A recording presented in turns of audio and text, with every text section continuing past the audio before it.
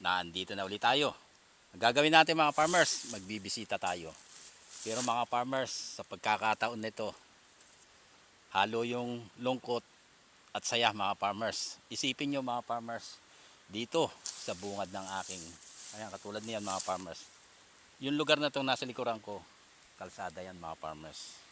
Halos may tanim ako rito, 4 na puno na durian. Halos malalaki na siya mga farmers. Nag-iedad na siya ng 3 years.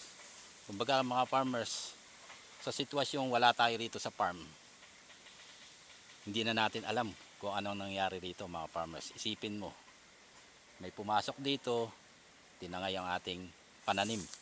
Kumbaga mga farmers, halos ang lalaki na yun. Kumbaga, kung iyon man ay maliliit, pwede mga farmers. Nanghihinayang ako mga farmers. Imbis na yung lugar natin na to mga farmers, pwede silang makapanguha ng ibubuhan ng ating durian dahil tabindaan. Ang nangyari mga farmers, yung 4 na tudling dito mga farmers, 4 na hanay mga farmers. Kumbaga sa 4 na hanay na yun, nakuhanan ng 4 na puno ng ating durian mga farmers. Kaya nangyari sa lugar na to, tabindaan, hindi na natin tatamnan mga farmers. Doon na lagi tayo magtatanim paibabaw. Yun ang nakakalungkot mga farmers. Imbis na pakinabangan ng kung sino mang dadaan dito at matikman yung produkto na hindi pa nila malimit na titikman, gaya ng ating durian mga farmers. Kaya ang ginawa natin, kagandahan lang ng may tanim tayong niyog. Ayan, malalaki na siya. Yan na lang ang patutuloyin natin mga farmers. Kaya ang gagawin natin, lilibot na ako at akin ang lilinisan yung puno ng ating mga durian mga farmers. I just wanna love myself. 난 좋을 때도 나쁠 때도 love my weakness. 화려했던 기대와는 달리 왠지 볼품없다 해도 find the good parts, the good parts. Ice candy. Ayan, mga farmers, pagkagising, tinda muna. Ayan, ganito ang ice candy ng bata na to.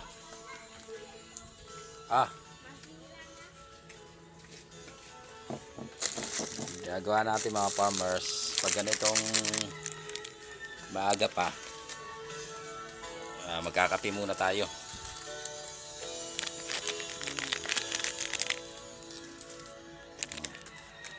Itong kape natin mga farmers, ayan.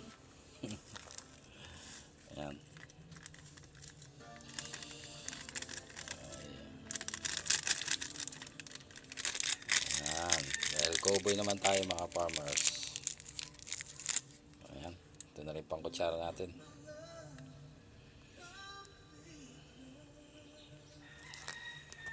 Ayan, medyo tatanghaliin tayo mga farmers dahil ganitong mabili.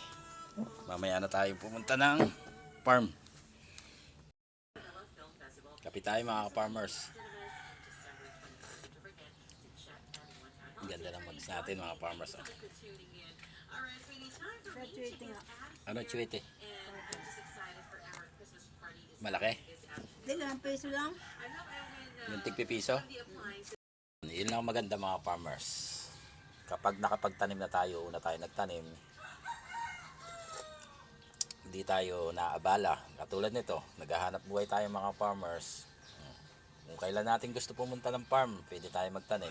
Hindi tulad ng nag-i-schedule tayo ng tag-ulan, buwan ng June, July. Pag nagtanim tayo mga farmers, andyan yung paudlot yung pagpunta natin. Ang bilis ng tubo ng damo, hindi tulad niyan. Nagtanim tayo, pagbalik natin mga farmers, siguro makabagong taon, babalik tayo. Pero yung una natin tinanim, kinakailangan madiligan natin. Kumbaga mga farmers, kung wala ako roon, ibinibiling ko naman sa ka-farmers natin na siyang araw-araw pumupunta roon mga farmers para magbisita at maglinis. Para sa ganun mga farmers, pag naglilinis tayo, mabilis tayo makapag-harvest. Tulad ng ating mga kape at ibang produkto. Tulad ng mga niyog. Tulad niya, panahon ng December, kailangan natin ng niyog. Para sa ating mga suman, mga farmers, kailangan natin yung ube, mga ganun. Clean tayo mga farmers dahil marami tayong ginagawa. Yung mga durian na itanim natin mga farmers. Alam niyo ba mga farmers na ang durian ay isa sa pinakamahirap buhayin? Yan mga farmers. Yan ang ginagawa ko mga farmers. Tinatamnang ko muna ng kape. Tulad ng mga pananim natin. Makapagdala na ako ng durian natin mga farmers. Halos kakunti na lang yun nandito. Susunod na natin yung mga huli nating tinanim. Hindi tulad nito mga farmers. Oh. Halos malalaki na. Ang durian ay isa sa pinakamahirap buhayin. Pero mga farmers, pag nagtanim ka ng kape, isama natin yung durian. Siyang gumagabay sa ating mga durian kasama ng ating mga kape. Tutulad nito mga farmers. Oh. Isipin nyo na nagsimula tayo. Halos sa buto pa lang tayo nagsimula. Pero ngayon, ang lalaki na ng ating mga durian. Kaya ang gagawin natin, mag-aakyat ulit tayo, naitanim na natin at nakapagpalinis na tayo ng ating kapihan bago tayo mag-harvest. Okay, mga farmers, isa sa gusto kong itanim to sa bawat taon. Ano na mga farmers, sabi nila, na nagtatanim ako ng kape, halos matagal daw. Halos, tutuusin mga farmers, yung 3 years, napaka-iksi lang. Hindi tulad ng durian, halos malaki. Pero ang sabi ko sa aking ka-farmers, na nagpapaaral tayo ng estudyante mga farmers hanggang grade 7 pinag-aaral natin. Samantala itong kape 3 years lang nagsisimula ng magbunga. Hindi pa tutungtong ng high school yung durian natin mga farmers, may bunga na. Kaya ikaw ka-farmers na nagtanim tapos hindi mo naman din aalagaan, kumbaga kung iyan man ay grafted tapos hindi mo lang aalagaan, hindi tulad nito, kahit hindi grafted pilit nating itatanim para hindi sayang yung lumilipas na panahon mga farmers. At yung maganda niyon mga farmers, kung 7 years nagbubunga yung durian, di 7 years tayo nagtatanim. Gaano karami yan mga farmers? Staring at my thoughts floating up to the ceiling. I'm swimming in everything you said. I'm thinking about jumping in it. Stare. Tawi. Kop, kop, kop.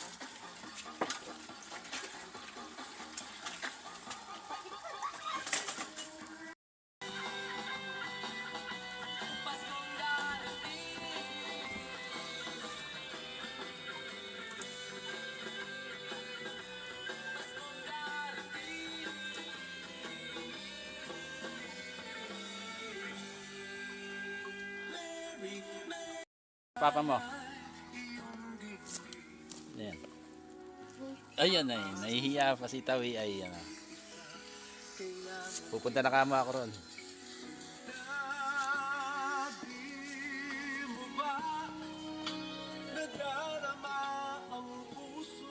Sulak na to. Alas nagsisimula ng mahinog yung ating mga kape, mga farmers ha. Pero ang ginagawa ko, nililibot ko yung bawat durian natin. Tulad nito mga farmers. Oh. Yan, may bago na naman siyang tubo. Ito mga farmers, inabot ng sagsagan ng hangin. Kaya yan, panibagong talbos na naman ng ating durian. Pero yung mga kape natin dito, nakakatuwa yung pamumunga niya. Ha? Halos sa paglibot ko, may bunga lahat yung ating kape. Pero ang purpose ko rito mga farmers, makita ko muna yung mga tinanim kong durian. Ayan. Saka natin sisimulan yung pamimitas dahil halos nakikita ko pa naman mga farmers na halos paunti-unti pa lang. Hindi tulad ng halos araw-araw na tayo namimitas. Kumbaga, mas lamang pa yung green mga farmers ng bunga ng ating kape. Pero ang ganda. Ganda ng resulta mga farmers sa pagtatanim natin ng durian na kasama yung kape. Kumbaga hindi na natin kailangan yung kung anong pamamaraan natin sa durian na paglalagay ng net, upa tubig. Kape lang mga farmers, napakaganda sa durian. Nagkamiron ka pa ng durian farm mga farmers. Oh. Pero yung bunga ng ating mga kape. Yan. Dito na tayo nagsimula mga farmers mag-video. Galingan ako sa taas. Inuna ko to dahil ang plano ko mga farmers, halos meron pa akong kape roon, paibabaw. tatamnan ko. Doon ko itatanim yung panibago kong dinalang durian na ating mga seedling, mga farmers. Pero ito, pinalinisan ko na.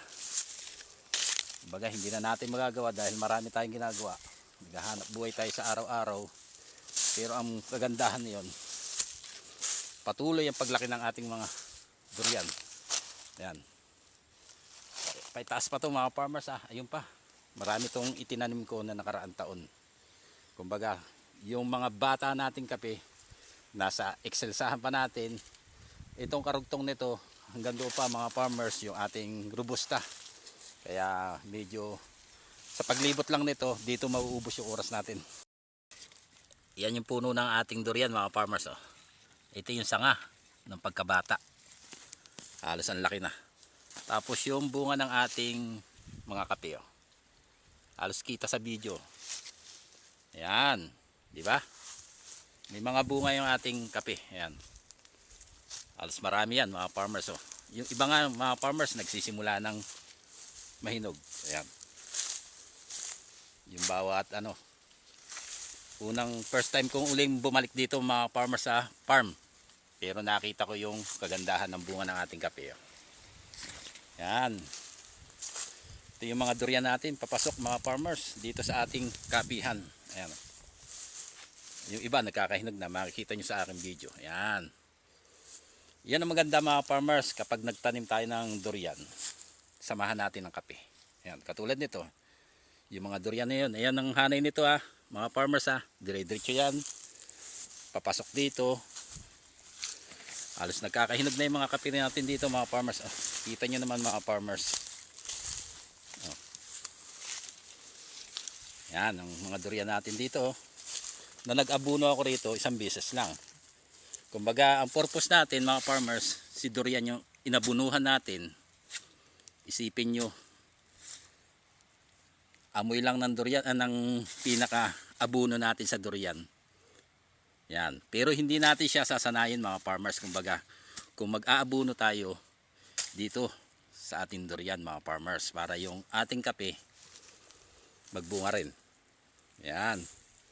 Sipin mo mga farmers kung aabunuhan mo lahat tong kape. Gaano karaki ang uubusin mo. Hindi tulad nito. Yan. Mga nagsisimula ng mahinog yung ating mga kape. Farmers, pakita ko sa inyo yung sinasabi kong kagandahan ng may kape. Kumbaga mga farmers, pag nagtanim tayo ng durian, kinakailangan natin lagyan ng net. Dahil sa init, saka yung lakas ng hangin, makaka-apekto sa ating durian. Hindi tulad nito mga farmers. Tingnan nyo yung video ko mga farmers.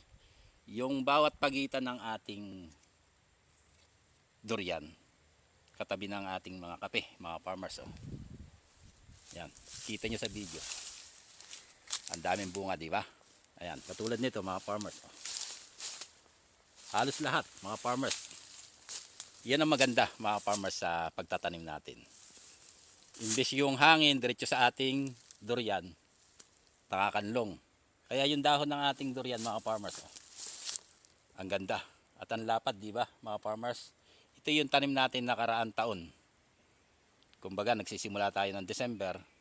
Sipin nyo, mga farmers, ang laki na agad. Gaano kababa yan mga farmers yung mga pinakasanga? Di ba? Kailangan pa ba nating i-grafted yung ating durian? Samantala ito mga farmers, yung sanga niya halos sayad sa lupa. Parehas lang ng pamumunga mga farmers.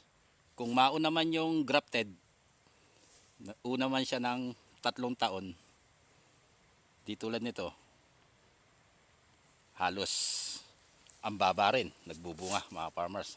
At ang kagandahan niyan mga farmers, yung bunga ng ating kape, ayan palibhasa mga farmers, kung sakaling mag-abuno tayo, yung sobrang abuno sa ating durian, napupunta sa ating mga kape. Yan, tulad niyan, nakaraan taon, nag-abuno tayo dito sa ating durian. Isang beses lang ako mag-abuno mga farmers sa loob ng 1 taon. Kumbaga pagpatak ng ulan, kinakailangan malagyan ko siya ng abuno. Kaya yung sobrang abuno napupunta sa kape. Kaya ang resulta mga farmers, makapal ang bunga ng ating kape. Baka ngayong araw mga farmers, dito lang tayo.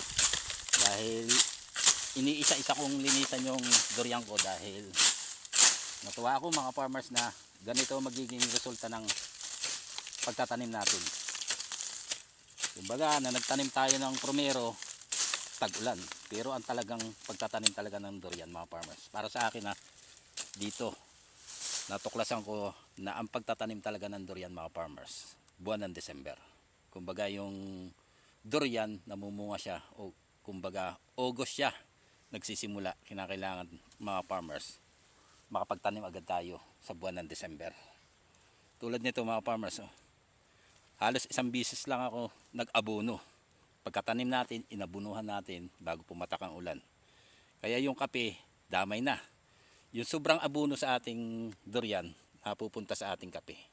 Kaya ang naging resulta mga farmers, may bunga yung ating mga kape mga farmers. Halos kahit kaunti lang mga farmers, isipin mo. Dito sa pinakadalisdis nito, yung bawat agos ng abono galing dito sa ating durian, napupunta sa ating kape. Kaya ang naging resulta mga farmers, yung mga kape natin dito halos may bunga. Ang problema lang natin dito mga farmers, anong una nating i-harvest mga farmers. Dahil pag nagsabay-sabay na to mga farmers, nakita ko yung sitwasyon, pag nagsabay-sabay to halos baka matuyuan tayo ng bunga ng kape, ma-over sa hinog, yung iba hindi natin mapipitas. Pero ang maganda niyan mga farmers, sa bawat taon nakapagtanim tayo. Kumbaga yung pinaka-challenge natin na magkameron tayo ng durian farm, ito na. Kumbaga nakikita nyo na mga farmers, isipin nyo ng huling video natin, halos ang liliit nito. Pero ito yung naging resulta sa bawat pagtatanim natin ng kape kasama ng ating durian. Kaya ang gagawin ko mga farmers, halos marami pa to. Dito na mauubos yung oras natin, baka hindi na tayo makapunta sa mga tinamnan natin ng barako, excelsa, avocado. Marami pa mga farmers, pati yung mga grafted natin hindi ko na mapupuntahan. Dahil dito pa lang mga farmers, isa-isa ko siyang nililinisan dahil halos ang tagal ng panahon bago ako nakabalik dito mga farmers. Mga farmers sa lugar na to, hindi pa nalilinisan ng ating ka-farmers. Ayan, pataas yan. Pero itong nasa likod ko mga farmers, yan. Kasama ng ating mga robusta at yung mga durian. Yan nakita nyo mga farmers. Yan yung mga kape natin. Paakyat tayo sa ibabaw. Kalilibot mga farmers. Dito pa lang. Mauubos na yung oras natin mga farmers sa kalilinis. Sipin mo mga farmers ang daming bunga ng ating kape. At ang ganda ng ating mga durian mga farmers. Kaya ang ginagawa ko, unti-unti ko siyang nililinisan mga farmers pataas. Para yung ating ka-farmers, yung bawat puno, akin nang nililinisan para pag minawar niya, makikita ninyo yung mga durian. Alas marami pa to mga farmers yung pagtatanim natin. Kung 200, napakalayo ng tinatakbo na yan mga farmers, halos 2 hectares yan. Kung 200 seedling ng durian, kasama ng ating mga kape. Dito sa ating robustahan. Pero meron pa tayong dating robusta na nakatanim, tinamnan ko rin ng durian mga farmers. Ayan. Ayan, ginagawa ko, nililinisan ko na mga farmers. Yung iba, hindi maiwasan na damuhin yung ating kape dahil merong maliit. Pero pag malalaki na mga farmers at nagsisimula na siyang magbunga, malimit, nalilinisan na natin yan. Dahil mahirap mag-harvest ng kape kapag masukal. Tayin ko lang makalinis yung ating ka-farmers, mga farmers. Diyan ko itatanim mga farmers yung mga seedling nating durian mga farmers. Yan. Pero yan mga farmers, marami ng kape dyan. Na-harvest natin. Kaya lang mga farmers, ito, sinimula natin ang pagpapalinis. Hindi pa tapos yung ating ka-farmers. Ito yung inuna niya. Susunod yun sa may excelsahan natin. Meron pa rin tayong mga robusta mga farmers. Yung matatandang robusta. Pero itong lugar na to, ito yung inuna ko mga farmers dahil yung durian dito halos ang lalaki na. Ayan. Kaya ikot natin nakakatuwa mga farmers yung hanay nito, ayan, tulad niyan, ayun mga farmers diretso yan. Tapos may tudling tayo rito mga farmers na durian. Ayan mga farmers Nakikita ko na rin yung mga kape natin mga farmers. Ayan, tulad nito. Yung kinakatayuan ko, yan pa yung mga durian natin.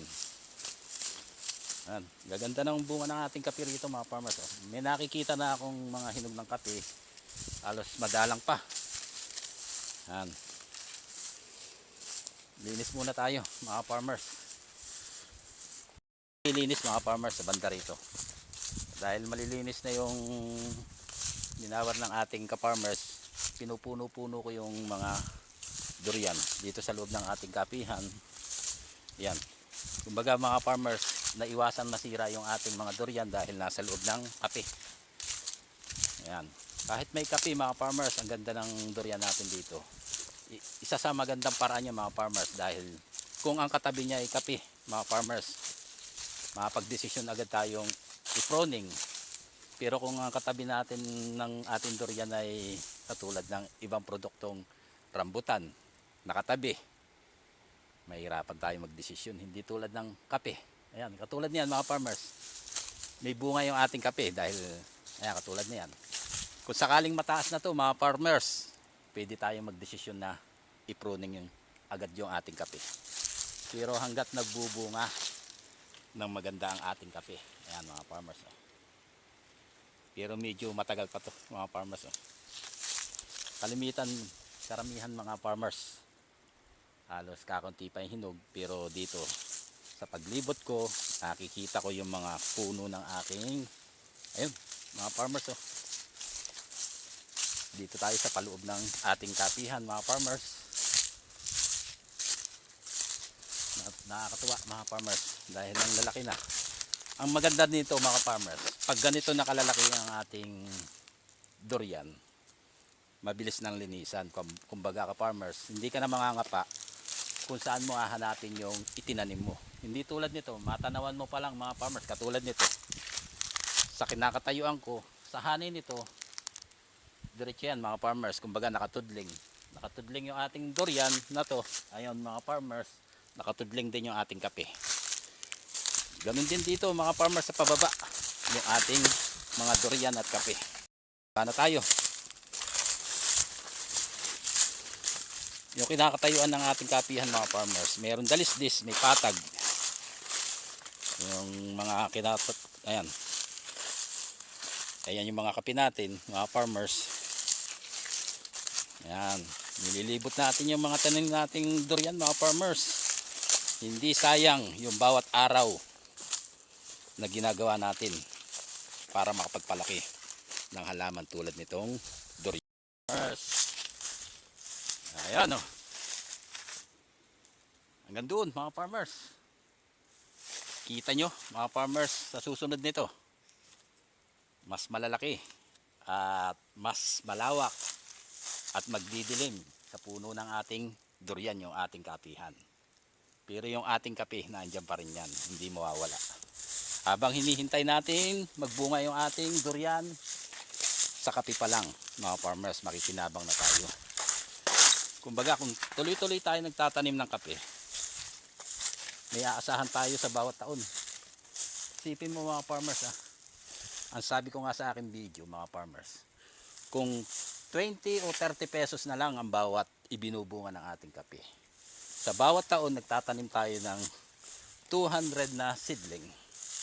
Isipin mo mga farmers, sa dami ng iyong tinanim, sa 20 pa lang yun mga farmers Pero mga farmers, kung maaharbisan mo yan ng pa isa-isang balde, palagay na natin mga farmers na hindi na isang balde. Kumbaga 5 kilo o 3 kilo na lang mga farmers yung binubunga ng ating kape. Wala man bunga yung ating mga klaseng ibang kape tulad ng Excelsa. Kumbaga kung hindi nagbunga si Excelsa, andyan si Robusta kasama ng ating mga tanim na durian mga farmers. I'm melted to you. I'm melted to you. Farmers, halos 200 na seedling. Gaano kalaki ang tatakbuhin yon? Pag sinabing 200 na seedling, halos 2 hectares. Tulad niyan, mapapaisip kayo dahil napakalaki ng gastusin yon mga farmers. Halos 2 hectares ang lilinisan mo. Di tulad nito mga farmers, nagdala ako ng 10 10 lang linisan ko mga farmers. Hindi ako maglilinis ng 2 hectares sa isang dalahan. Kada akit natin mga farmers, magdala tayo ng pasampu-sampu o 5 man yan. Sabayan natin ang pagtatanim ng kape. Tulad nito, malalaki na. Pag ating naitanim, mas mabilis to mga farmers. Kaya tuloy-tuloy tayo nagtatanim. Hindi porket na marami tayong seedling, miminsanin natin ang tanim. Diskarte lang mga farmers. Farmers ang lalaki na ng ating durian. Sa totoo lang mga farmers, hindi ko kaya yung pagtatanim ng nilalagyan pa ng net at kung ano-ano nilalagay. Basta ang alam ko mga farmers, mas marami ako natatanim. Sa bawat taon, tulad nito mga farmers, kung 200 na nakaraan taon at pan 3 years na natin mga farmers, at idadagdag uli natin tong 200 na seedling ng durian at another na kape na halos 200 pagkatapos yung mga iba pa nating pananim doon avocado mga farmers na siya nating itinatanim. Yun lang ang pagkakaalam ko mga farmers pero yung mga bagay na pinapanood natin, hindi naman porket napapanood natin mga farmers yung pagtatanim nila, gagayahin na natin mga farmers. Tayo pa rin yung magtatanim at susubok ng pamamaraan kung paano natin siya bubuhayin mga farmers. Isang tips mga farmers na dapat natin subukan sa ating farm.